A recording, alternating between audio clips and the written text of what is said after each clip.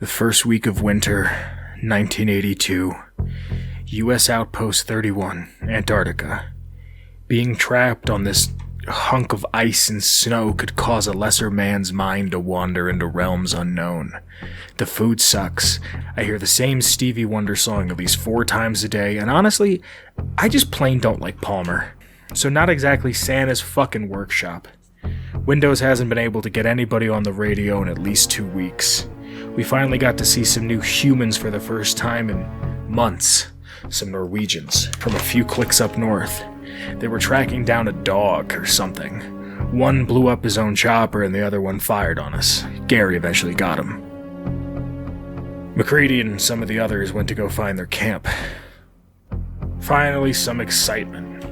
But hey, maybe I'll go play fetch with the new dog that's on base. Welcome to Atomic Radio Hour. My name is Vince, and I'm also here with my good friend, Kyle. Welcome to Atomic Radio Hour. Today we have something very special for you. Something I've been wanting to do for a very, very long time. Something we do here on the show every now and again is we like to talk about movies that take place with a dystopian theme or a dystopian landscape. And this is probably, and I don't mean this with any hyperbole, the best movie we've yet to review on this podcast. I'm gonna kind of give away what my review, like my ranking is at the end of this, but we're here, Kyle and I are here to talk about John Carpenter's The Thing from 1982. What some people regard as one of the best horror films ever. It's a gore movie.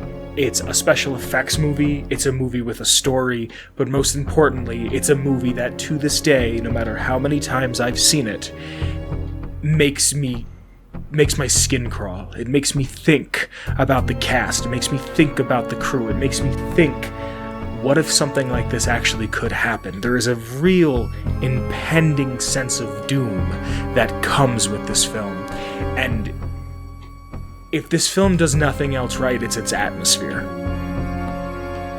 The film takes place on U.S. Outpost 31 in Antarctica, and it is just a perfect setting. The shots are claustrophobic. You feel like you're in the space. You can feel these guys that are on top of you that you've been there with for months.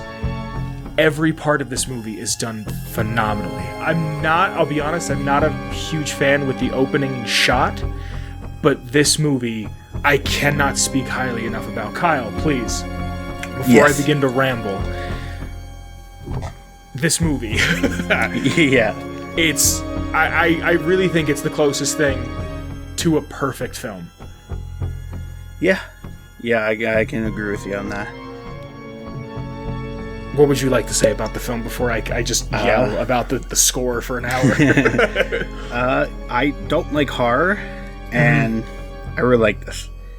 Like, it wasn't like, oh, we're a serial killer that can't magically die is chasing us, or it felt different. It's in that category, cosmic horror, which I love. Is that Lovecraftian? Is that Lovecraftian, alien, stuff like that. Anything that has to do with space. Oh, really? Yeah. Okay. We will do our best for the next, I'm going to say 3 to 4 minutes to not spoil anything. Because this is a movie that I feel like you should go into with no knowledge whatsoever. Mm-hmm. And that's gonna do. I didn't watch this movie the way you should watch this movie. I left some lights on because I was just so tired that I was afraid I was gonna pass out when I rewatched it.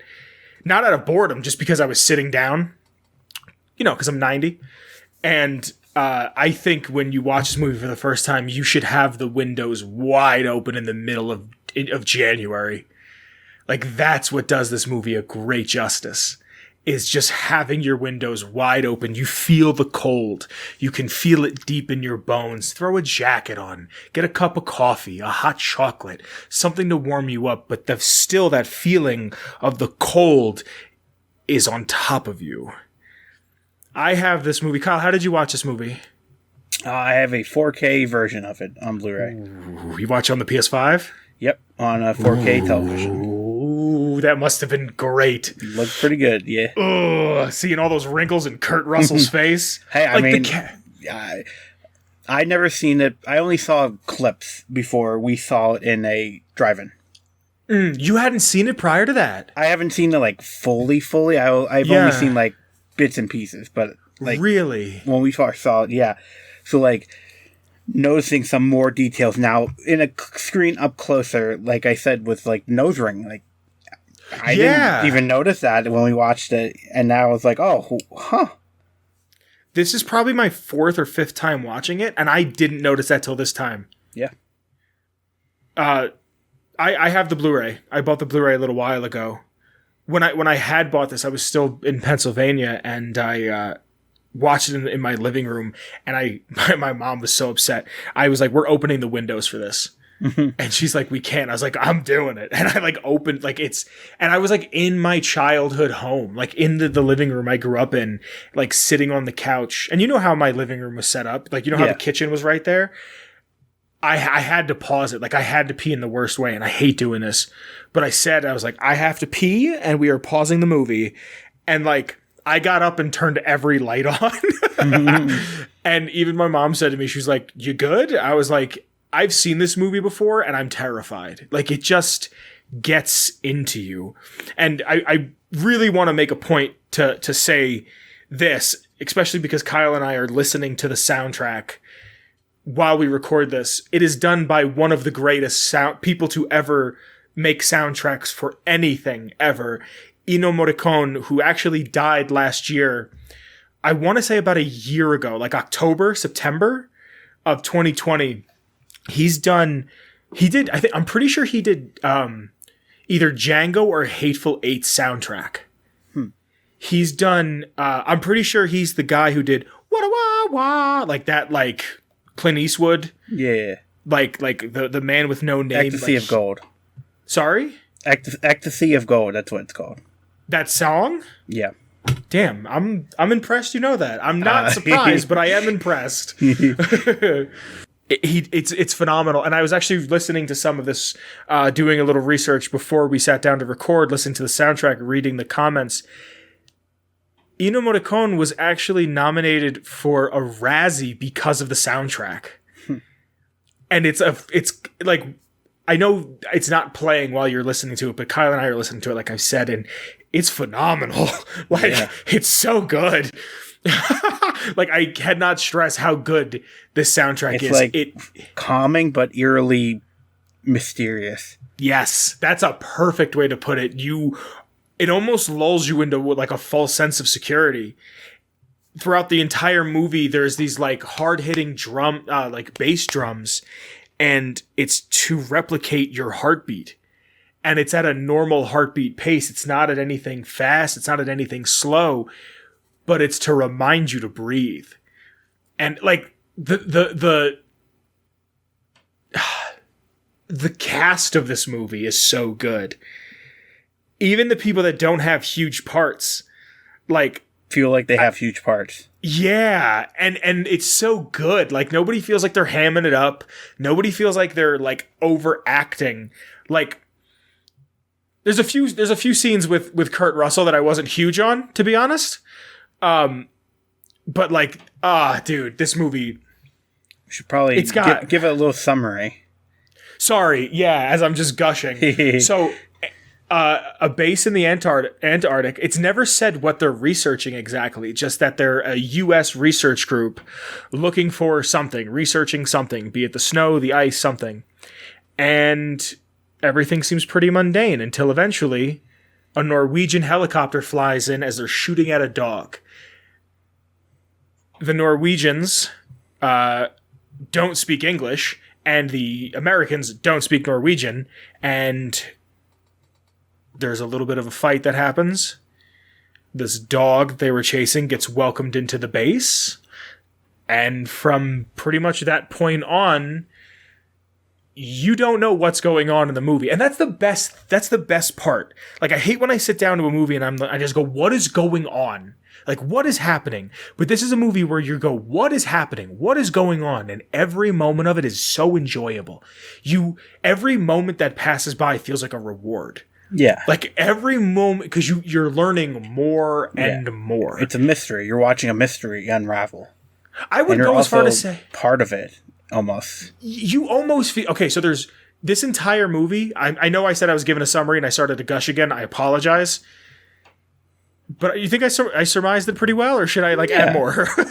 I don't know. I kind of don't think we should say any more for the summary, because then it's like, because there's a lot to it. Yeah, and it's best to figure it out yourself, you know? I would go so far saying not only is this one of the greatest horror movies ever made, it's damn near a great noir. Yeah. I think we should spoil it, Kyle. Let's spoil it now. Okay. Spoiler warning. From here on out, we will be talking about spoilers. Kyle, what is your favorite scene of this movie? Ooh, that's a hard one to think. I love when they chase him out into the snow and he just looks at everybody with the alien arms and yells, and they're all just around him. Ooh, Kyle, that's my favorite part too.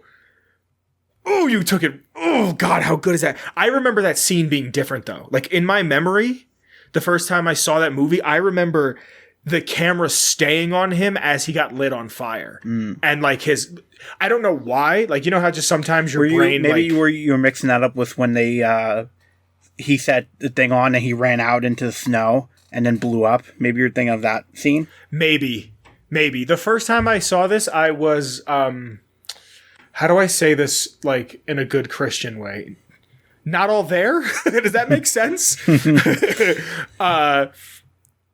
And I remember I saw this... it's cool if I say first names if I don't say last names, right? Yeah. So I saw this at Garrett's house. And it was Garrett, John, Jake, and we were all watching this movie... And I didn't, understand the concept at first. Like, I had heard about it, and this one kid, John, that we hung out with, was a huge film buff. You remember John? Pretty John? If I see him, maybe. Pretty boy John. You remember him? No, it's not coming. He showed up late, and he had real pretty eyes. We're watching this, and I kept going, wait, so, what's the thing? And then this kid John would go, well, that's the thing. And then not answer the question.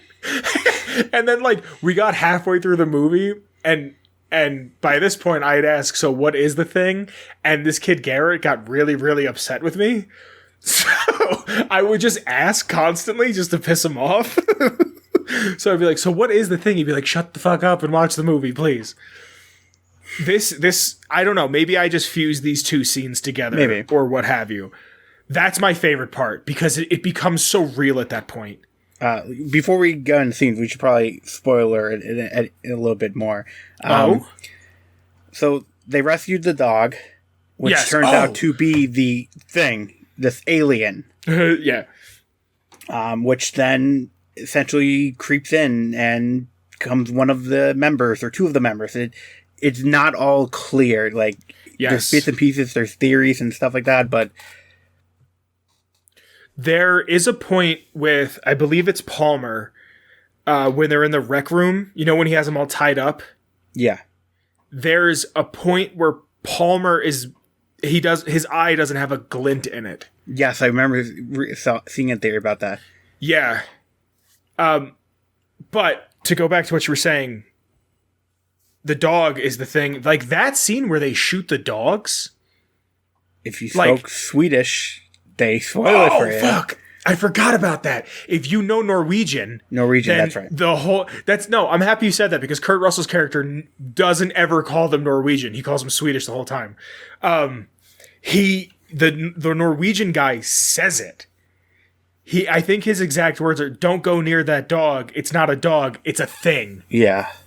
Which, I mean, I'll probably, when I go through the fun facts and trivia stuff later on, before we wrap, I'll probably bring that up. But this is a thing that kind of takes me out of the movie is the opening scene with the spaceship. When I had first seen it, I didn't see that scene. Yeah, wasn't that, I could have sworn I read that was added in a little bit later. Really? But it was, that ship was also, no. coming in. I'm trying to think. Either it's the ship coming in, or it's the ship there. No, it's a ship coming in. They actually built a scale replica. That's not CGI. Yes. No, Yeah. the ship that's like in the ice. It's actually a painting. So what ship is real? So the ship in the beginning that's like flying towards Earth is Get the actually fuck out a of here. model they built. Really? Yeah, and the ship in the ice where they're standing there and it's the ice, it's Yeah. all painting. Kyle, I forgot to mention, we have seen the first movie. Correct, yeah. We have seen The Thing from Another Planet, or Which Another was World. My first time seeing this movie was in a drive-in with these. I think seeing seeing any movie, especially a movie that was shot on film, pretty much anything that like right before the 90s, like 90, maybe 92, like anything prior to that, seeing it at a drive-in, dude, one movie that I must see once in my lifetime at a drive-in, I don't care how old I am or when it is, I need to see the original Godzilla. On a big silver screen, like in my car. Like I have to. That's just one of those things that like I just think every movie is improved with that. And the drive-in that we went to, they had the old school film projectors. Yep. And apparently that's like not a thing for like the 9 remaining drive-ins in the country. But the Thing from Another Planet, it's almost comedic, that movie. But I think it's almost comedic because of how old it is. It's from 54, I believe. Yeah, I know it was same concept but different. Like the alien was just the same the whole time, and it didn't like change into somebody else. Do you know what book this is based on? I can't remember. I remember watching the behind the scenes about it. It is a book by John W. Campbell. It's called Who Goes There? I'm gonna try to pick this up next time I go to my local what's it called, bookstore. Yeah. But this book was published in 1938. The first movie, A Thing from Another World, is 1951. Then there's The Thing from 1982, and then there's The Thing from 2011. Which is a prequel to this movie. Have you seen it? No, I watched a bunch of like the stuff on like YouTube about some scenes. I have never seen it. Yeah, it's about the Norwegians. I would like to see it. My Marcus, who you actually saw this with, Yeah. who I do Lizard Brains with, which is coming back, I promise. He raves about, not raves, but he says that the prequel has a lot of merit to it. He said that, like, there, you know the scene when they go to the Norwegian base and there's like the axe in the door and like the holes in the wall, like all of that is explained, which is awesome. You could tell it was a huge love letter to. Yeah, I remember watching like a kill count for that. You might not like it because it's all CGI. Yeah. Oh, we got to talk about the special effects, Papa. Yeah. The axe scene though, I felt it was deliberate to be like, yeah, because it was in the first movie. We have to put the axe here because I think they kill a hand with it. And he's about to pick it up, and she goes, "No, leave it." And it's like, okay, that's the weird thing. But like, yeah, like the body they first find that has 2 faces, that's explained. The guy in the radio tower who's dead because he killed himself is explained. Like, all that is explained. I always assumed in the first movie that, I mean, maybe this is me just overthinking it, but everything you watch the Americans do is exactly what the Norwegians did. Yeah. They were, you know what I mean? In that movie, they were about to do the blood thing. Really? Yeah. But they're like, oh, we can't, or something. I don't remember why. But yeah, I was watching the kill count thing that was like, yeah, they kind of push some things like, yeah, the first movie had it, so we can probably do it. But it finished off, from what I know, it ends as them getting in the helicopter. Really? Yeah, going after the dog. All I know is the guy who shoots at the dog, his name is Lance. That's it. In the movie, the first thing, the thing from 82 is Norwegian 1, and the other guy's Norwegian 2. So they kind of had a weird thing in that movie where the thing can't have the thing with teeth, when you have a thing in your teeth. Cavity? No, Food? when it's fixed. Metal fillings or something like that. It spits it out when it changes. Or like metal, any metal. Like a guy had an earring in his ear and she found out that was him because it was on the wrong ear or something like that. What? Okay, hold on. Is Fuchs the doctor with the nose ring? Yes. You never see Fuchs die. They Nope. come back. MacReady comes back with the chef and somebody else, and they find Fuchs dead on the ground.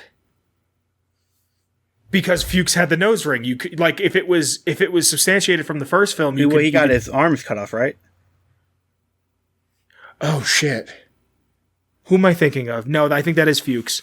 I'm awful with names. I'm awful with the two. There's the doctor and then like the scientist guy who gets locked in the shed. Wilford Brimley? Yeah, him and the doctor always, because they look almost the same. So him I just refer to as Wilford Brimley. Mm-hmm.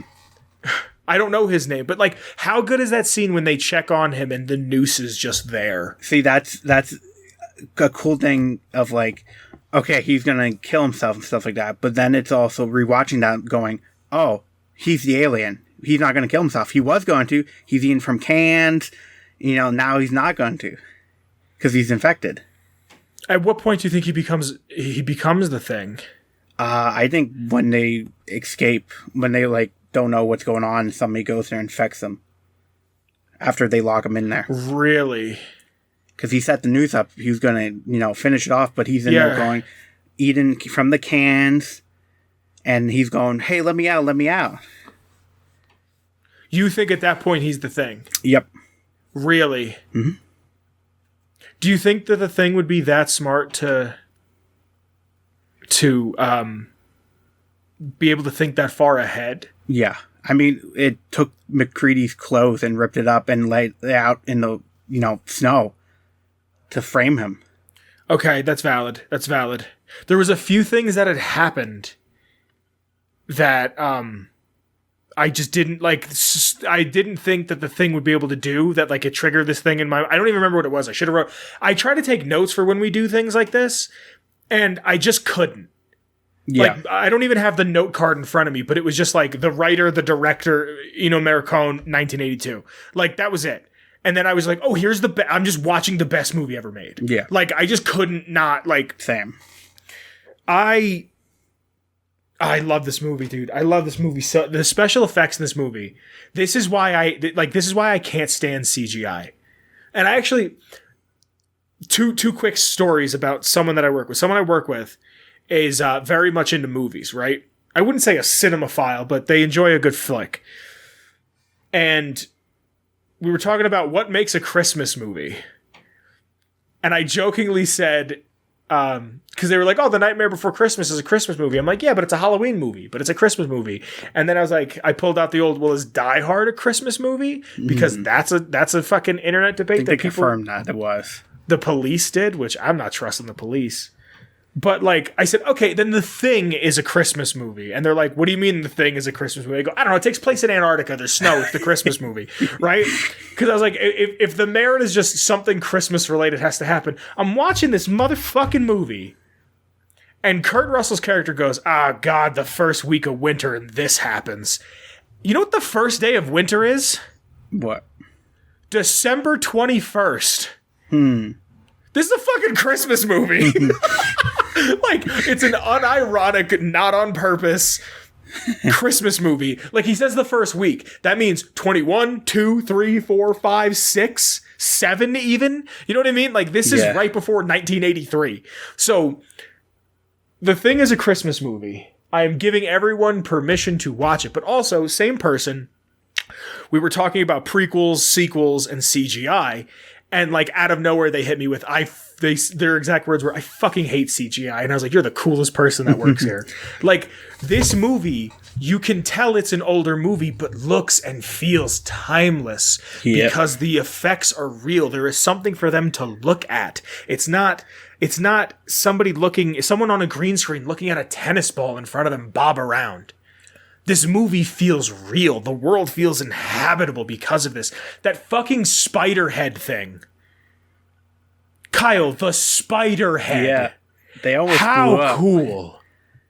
I was watching behind the scenes of when that scene was him on the operating table, where they have the fire. I forgot what they did when he's stretching the neck out. They used bubblegum and melted plastic for like the tendons. Oh my god. And I guess there's so much fume from something that when they did the fire bar for the camera, it like ignited the whole set. And I think it was John Carpenter, right? John Carpenter, yeah. He's like, "Get this fire out now!" He's yelling to the people or something like that. It was in behind the scenes to the guy who was who did all the special effects and props and stuff like that. That's awesome. Let's get his name. Hold on. I should have done this earlier and I didn't. I tried to make a mental note to do it and I didn't. So give me 1 second. This had a budget of an estimated 15 million. Its opening weekend made 3 and its worldwide gross made 19.6. This is one of those movies that probably didn't, like, it was panned. This and Blade Runner opened the same weekend, and people didn't like either of them, and now they're looked at as these massive classics. Yeah. I can't find the men who made this. I know it's Carpenter. It is directed by John Carpenter, and it was written by Bill Lancaster, did the screenplay, but the original was John W. Campbell Jr., who did the story, which I believe, if I remember correctly, that's the guy who wrote Who Goes There. But, like, I don't have it in front of me, but Who Goes There, some of the characters in that book are in this movie. Like Clark. Who else? Clark, Gary. I want to say Windows. Are all from the book. There's a couple others that are from the book as well. Rob Bottin is the guy who did the special effects. Oh, why the fuck wasn't that the first thing on here? It's the things. Thank you for finding that, because I would have just rambled on. Yeah. Like, do you have what else he's done in front of you? Because I think this movie alone should be looked at like the same way Ray Harryhausen for stop motion is looked at. Like, it's just Star Wars, The Fog. The Fog. Have you ever seen The Fog? Yeah. That's a very sad ending.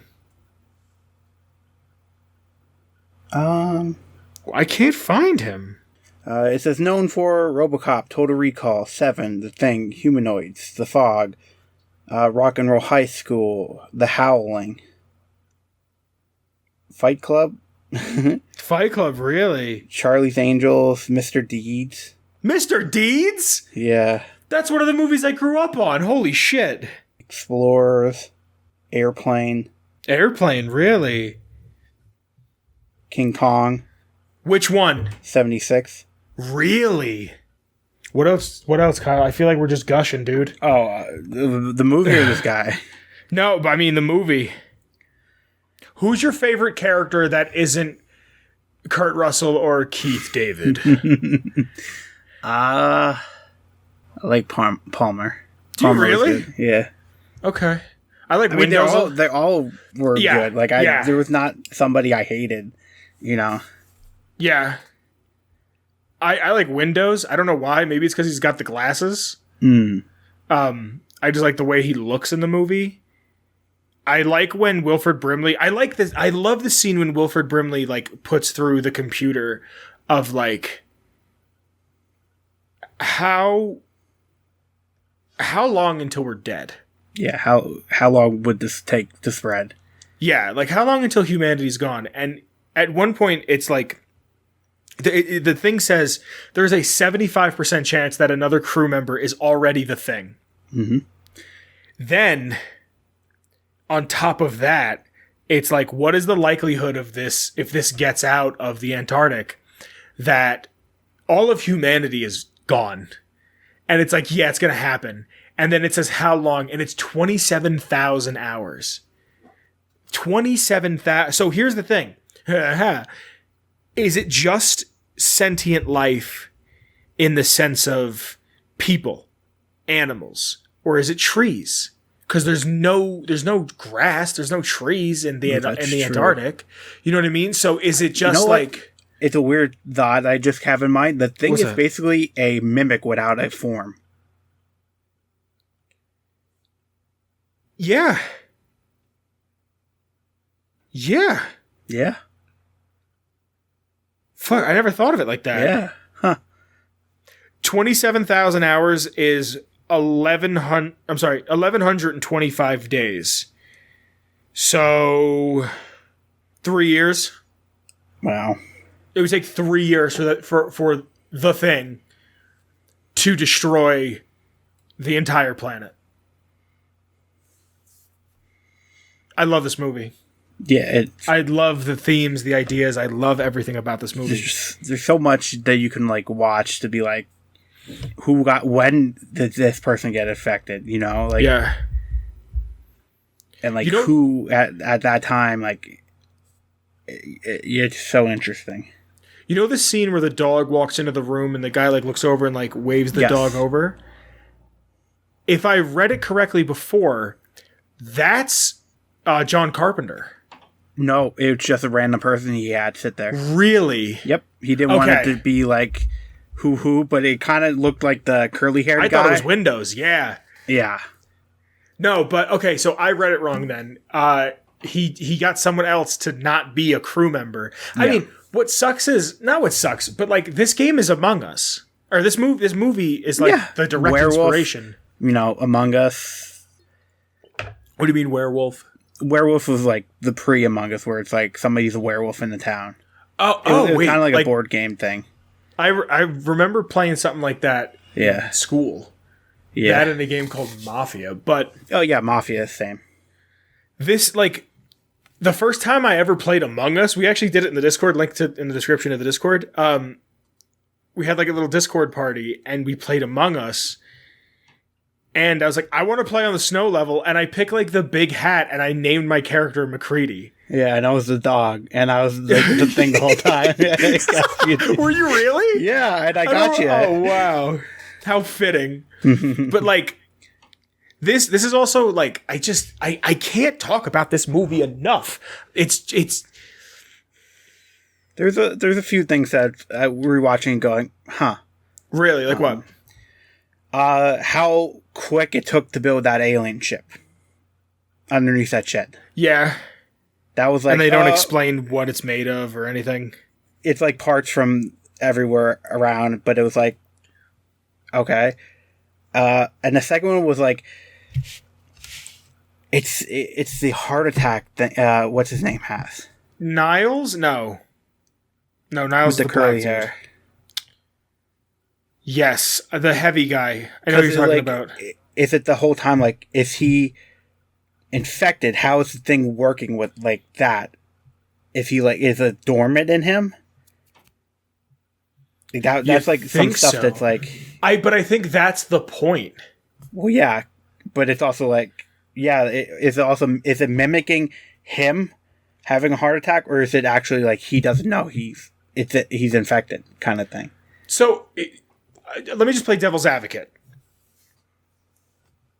Well, no, I can't even say it because I was going to say, what if the thing was if he was only half thing at that point, but if he was half thing, he'd be all slimy and like inside out. Because I would have said, what if that person died, and then like the thing just took over the rest of it? You know what I mean? Like if it was like half thing, half person, but no.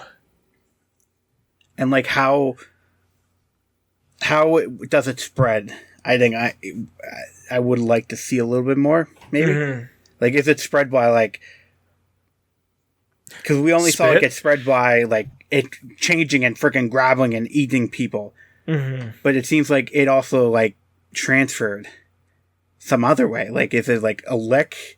But the dog licked Thing's face in the beginning of the movie, and he wasn't it. I think it's those tentacles. The tentacles? That's what I think, but I mean, the point we're having this conversation means the movie did its job. Yeah, yeah. Like, and I'm not trying to like shoo away your point. You make a very valid point, but that's like the point. Like, yeah.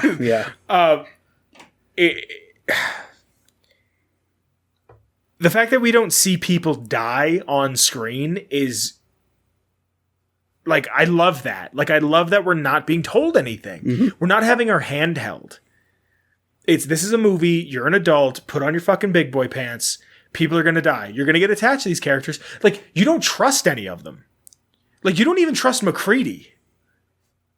Like, even after the blood sample test, I don't trust MacReady. Like, a little while after that, you don't trust him anymore again. Yeah. Because there's scenes where he's not there. And, like, Childs just disappears for the last, 10 to 15 minutes of the movie. Yeah. And then there's the whole thing with the blood of, like, I think I remember reading in theories that somebody took the blood and did that, like, fake, I have a blood tube in my system to be like, yeah, I have human blood. Really? Somebody broke into the blood. Why not take some? Oh, Kyle. I will put pictures on screen because you just said that. Sorry. I have on my keys, it's like an old motel keyring thing that says U.S. Outpost 31, and on the back it says see something, say something, and a no smoking sign. And it's like, I when I rewatched it this time, I looked to see if the keys, because I bought it off an Etsy seller, and I thought, you said the blood, I thought it was that key that Gary keeps on him. Yeah. And it's not. It's just a fun, like, I like this movie. Haha, look. Glasses drops, and no one, like, acknowledges it. So somebody could have picked up the keys anytime. Really? Because when he rushes in and things getting from the dead body, and you just hear the keys drop, and he rushes out. Didn't even notice that. This movie's so good. It is. This movie, like, it's, when I say it's a perfect movie, like, it's the closest thing we've ever had to a perfect movie. Like, I know that goes up against things like Citizen Kane and Metropolis. But those movies are from a different time. You know what I mean? Like, this movie is not going to be... What do you think's the best movie to come out in the past, 10 years? Like, honestly. I don't really think there's anything modern that's come out that's wowed anybody the way this shit has wowed anybody, because at this point it was still kind of the Wild West in a sense. Like, I'm trying to think of what was the best picture winners from the past few years. There's one movie that wowed us both. What was that? Sonic? Yeah.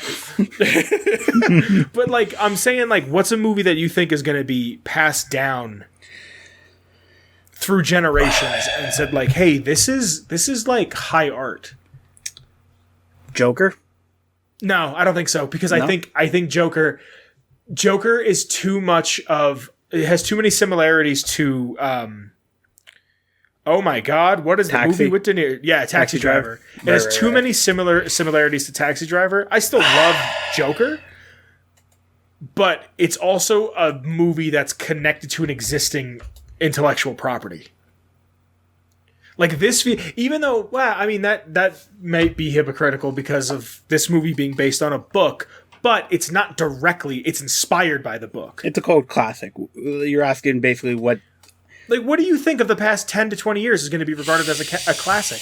I think Her is going to be regarded as something that's fondly looked upon, but I don't think Her is going to be a classic. Like, what's going to be our generation's Wizard of Oz? You know what I mean? Oh, I can't think. Like, our generation's Star Wars is the last Avengers movie. I know that. But also, look at what Star Wars is now. Without the first 3 Star Wars movies, you don't get Endgame. You know what I mean?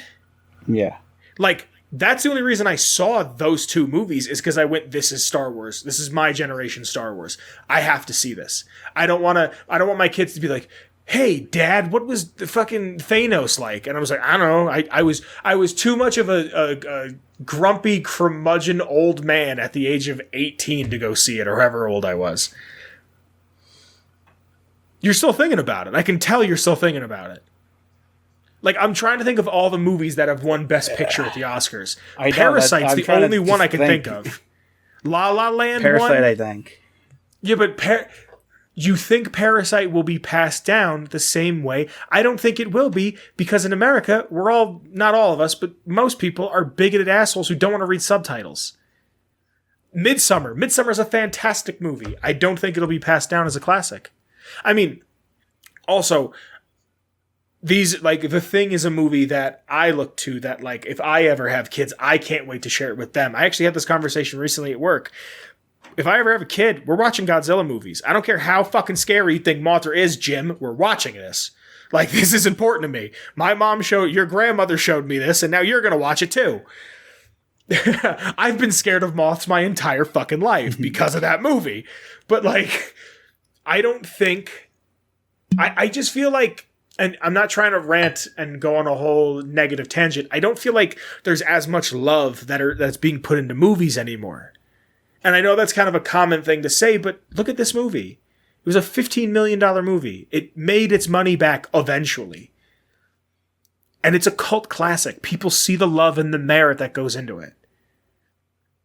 What is our generation's thing? I don't think we'll know. I don't think we'll know till we're old men. And you know what, Kyle? I can't wait for the day when we're both in our 70s and I can call you and go, this is our thing. Is it going to be our thing? The reboot or the remake or what have you of It with the kid from Stranger Things, like that was it's like the highest grossing horror film ever in a theater. Like, horror movies don't do well in theaters, and it was like winning awards. Is that going to be our generation's thing? I don't know. These are questions that I'd like to ask. This is a movie that I love to watch. Anything you'd like to add? Before I read some fun facts, some trivia. Okay, I want to ask you this. Was Childs one of them at the end? I think so. And I think you and I have had this conversation before. Mm-hmm. You see MacReady. So I don't know, because this is going to come out at a later time. I don't know if I have a cork yet for the bottle you got me. Like, by time this comes out, right? So I'm still using the green bottle. And also, even if I had a cork for that, this episode, I wanted to make sure I used the green bottle because MacReady drinks out of a bottle that's the same shade. Right? Right. Also, there's a thing toy of MacReady. It's awesome, and it's got changeable hands, and he's got a gun and that silly hat, and he drinks. Oh, it's good.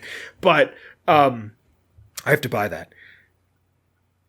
All that to be said, you see him drinking what I assume to be whiskey or rum or something out of a bottle similar to the green one that I have that I do the wine jokes with. And you see him throwing those bottles. And I think there's a scene of him filling it up with gasoline or kerosene or what have you. And then at the end, when the bass blows up and Childs just walks out, he drinks out of one of those bottles and MacReady laughs. I think at that point he knows this is the thing. That's what I think. And I don't remember if you or Marcus, because it was right after we had seen the movie together, sent me that theory. But now that I read the thing before we sat down about the eye gleam, I want to see if Childs had the eye gleam or not. Yeah, there was a theory I have to continue watching about him and the whiskey, the whole movie, of how like it's a connection to something. But I think they're unofficial. But I remember after we watched it at the drive-in, I was looking stuff up, and there was the comics that Childs survived. He wasn't it, and MacReady also wasn't it. I don't remember what the details were, but if I remember correctly, because I remember watching a synopsis video you sent me, MacReady leaves. So we're spoiling comics now. MacReady runs out of the base. He wakes up in the daytime, and he's not sure how much time has passed. Childs isn't there. He runs to another base and either finds Norwegians or somebody else. He explains to them what has happened. They fly to a jungle. Childs is there. Childs is the thing at that point. Yeah. So I think at the end of the movie, Childs is Keith fucking David. No way to know, you know. That's the beauty of it. They leave it for you to speculate. Such a good movie. So, like, a movie that came out 92, 2002, 2012. It's almost 40 years old. Next year it's 40 years old, right? Mm-hmm. That people are still talking about this movie, still speculating about this movie. It's not like, you know what I mean? The only thing I can think of that's going to have this much speculation is Pulp Fiction with the suitcase. Yeah. But like Tarantino has said, like, oh, whatever you want is in the box. Whatever you want is in the suitcase. I was doing a bunch of coke and I said, split it up, split the whole movie up. Like, John Carpenter said, oh, I know who was the Thing at the end of the movie. MacReady could be the Thing at the end of the movie. Yeah. Like, oh God, is this movie good? Also, since we are a Fallout show, technically, MacReady, Little Lamplight, Fallout 4, ba-bow. Okay, I think we've hit our quota of Fallout talk. I want to read the trivia, and I'm trying to make sure that we weren't all over the place. Do you have anything else you want to say before I bop into that?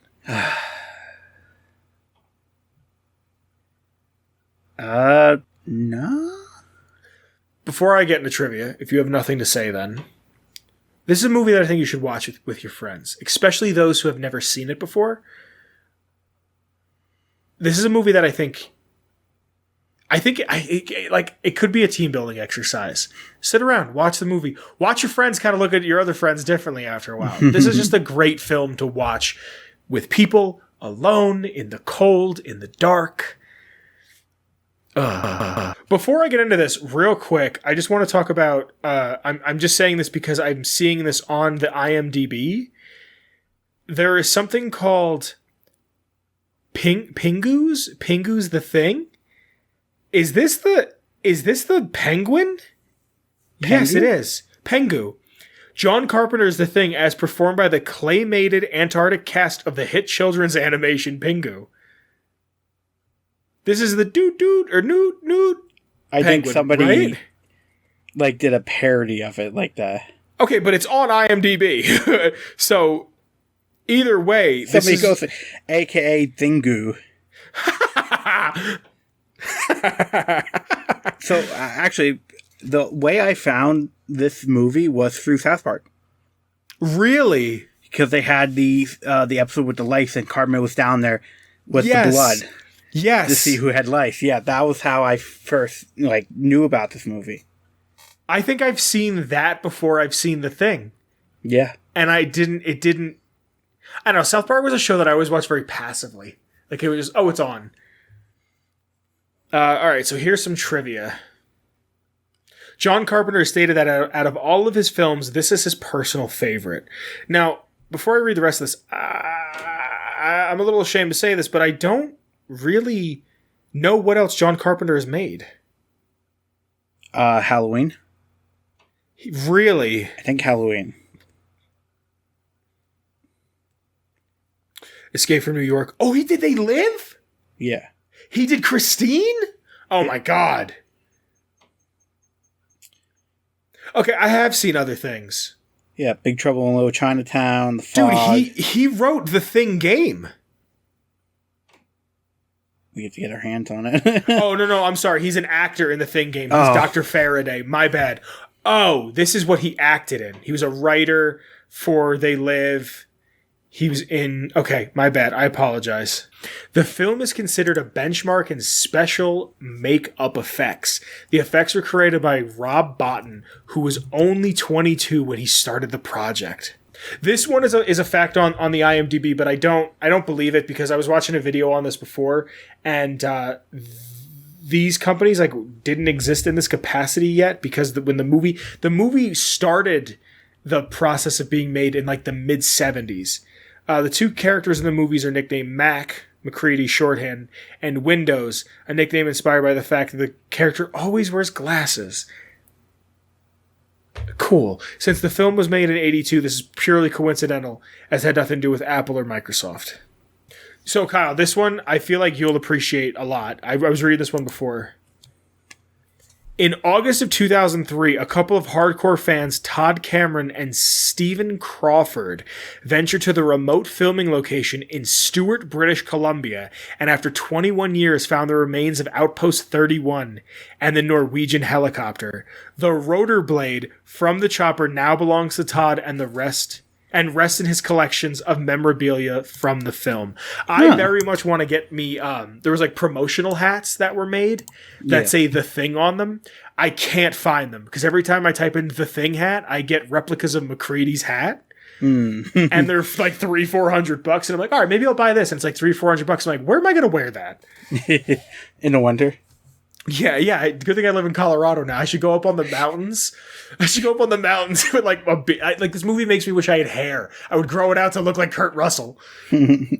According to John Carpenter, he takes all of his failed movies pretty hard, but the film's initial negative reception disappointed him the most. Not only was it a box office bomb, but critics panned its gory effects, tone, and characters. Vincent Canby called it too phony looking to be disgusting. Isn't that wild? Wow. Because I would say that about CG. It qualifies only as insistent junk. Dave Knurr wrote that it was hard to tell who's being attacked and hard to care. Wow. Likewise, Roger Ebert was disappointed by the superficial characterization and the impulsive behavior and dismissed the film as nothing more than an Alien from '79 knockoff. Carpenter was particularly upset by Christian Nyby, the director of the original Thing from Another World from '51, publicly denounced his version. Wow. If you want blood, go to the slaughterhouse. All in all, it's a terrific commercial for J&B Scotch. In response to the commercial bombing of the film, the studio canceled the multi-picture deal they had with Carpenter, who noted that his career would have been different if the film had been successful. Not surprisingly, he was extremely relieved when the film enjoyed a rich cult success following its home video release, along with the critical re-evaluation it received. I got a little tidbit here too. Sure. I remember watching in the behind the scenes, they did film an alternate ending. Really? Depending on the initial response of the test. Really? What is it? MacReady is rescued, and then they take another blood test to prove that he's human. And he's not. And he is. Really? Ramsey persuaded John Carpenter to shoot an alternate ending, which definitely answered whether MacReady or Childs was a monster. MacReady is rescued in the second ending and takes a second blood test just to prove that he's still human and hasn't been taken over by the thing. Huh. According to an apocryphal story first reported on Reddit in February of 2013, when asked about the ambiguous ending of the film, John Carpenter responded that he never understood how there could be any confusion about whether Childs or MacReady are human or not, because the last scene shows Kurt Russell and Keith David staring down at each other, harshly backlit. It's completely glaringly obvious that Kurt Russell is breathing and Keith David is not. Huh. I didn't even notice that. I didn't even notice that. Around 8 minutes in, the words spoken by the pilot entering the camp are actually understandable for Norwegians. Albeit broken Norwegian, the line goes, I'm sorry, Norway. I'm not going to read this.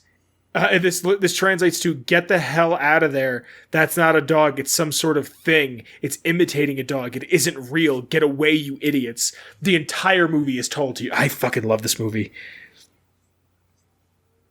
In the DVD commentary, John Carpenter says that Wilford Brimley was the only cast member not made squeamish by the autopsy scene where real animal organs were used. The opening title attempts to replicate the appearance of the original Howard Hawks film.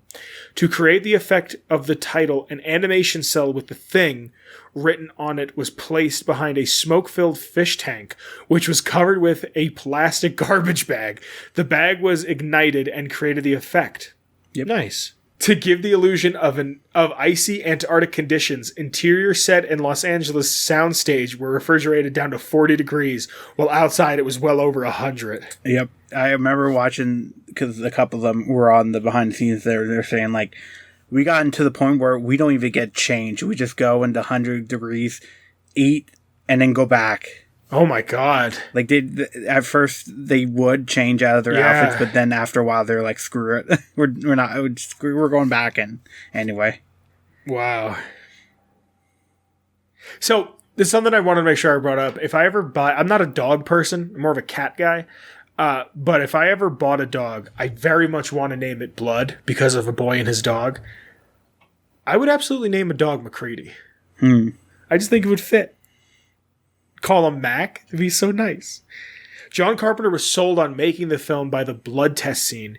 He was so adamant to create a monster movie where the creature wasn't obviously played by a man in a suit, something that had bothered him about somewhat while watching Alien from '79. I don't know if this is in here somewhere, but he was upset with I think I read it on a YouTube post. He was originally upset with the poster, which is probably on screen right now, that like person in a snowsuit with the light coming from the face, because he thought people were going to think this is just another guy in a suit movie. Yeah, in the behind the scenes, he was definitely like, he didn't want to do like the guy in a suit kind of thing like they did in the original. And yeah, I love this movie. This is also the first movie that he didn't score himself. The film's budget was $15 million and was substantially larger than the average horror film at the time. Friday the 13th from 1980 cost a mere $700,000, while the original Halloween from '78 was fucking $375,000. I think they said they had like 3 years to get the work on this or get it done. Really? If I recall. Which never happens now. John Carpenter comments that one of the Bush pilots used on the film offered to crash one of the helicopters for money. When MacReady and Dr. Copper go to visit the Norwegian camp via helicopter, the Bush pilot actually turned the controls over to Kurt Russell once the chopper was off the ground. If you watch the shot, you'll see the copter actually wobble. This is Kurt Russell taking the controls. That's awesome. In the cast of 15, there's not one female character in the film. Even the 1951 original had a female character. That's true. The only female presence in the film is the voice on MacReady's chess computer. Yeah, I remember he talked about them behind the scenes of why. I think he felt it was just better with all male cast or something. Really? Not saying it was better, but like, I forgot what he was saying about it. It makes sense for the time. It would take something away. Kyle. Oh my God, Kyle. Every movie has there's no love plot. There's no two people having sex in this movie. That's what I love about this. I didn't even realize that.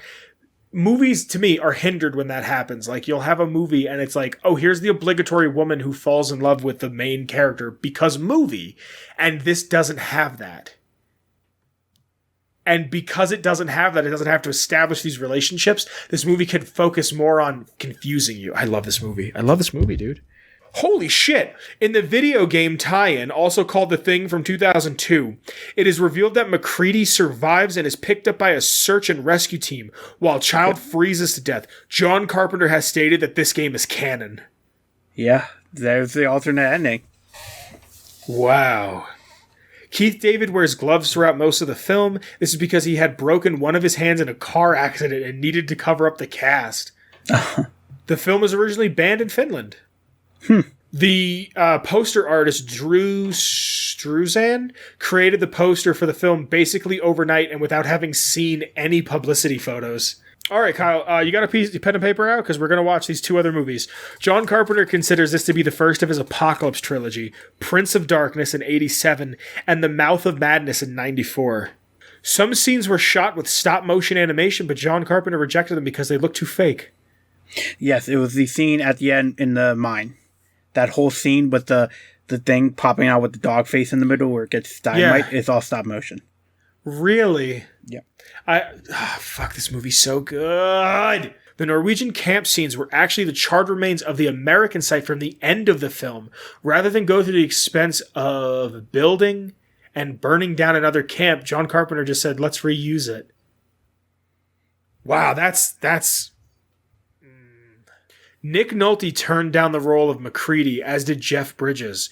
Bill Lancaster wrote the script for Harrison Ford and Clint Eastwood as the lead role, and both men were considered. On top of this, a relatively unknown Fred Ward campaigned for the role.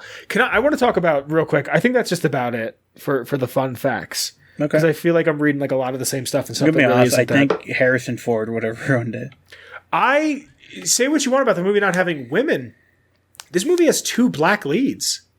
Yeah. For 82? That's, you know what I mean? I like Harrison Ford, but I feel like Harrison Ford is that person nowadays that's like, oh, you like this movie and the fandom? Who are you? Who would, like, Yeah. you know what I mean? Like, he just doesn't seem, oh, I was in this movie, now everybody loves my character, and big, get away from me, please.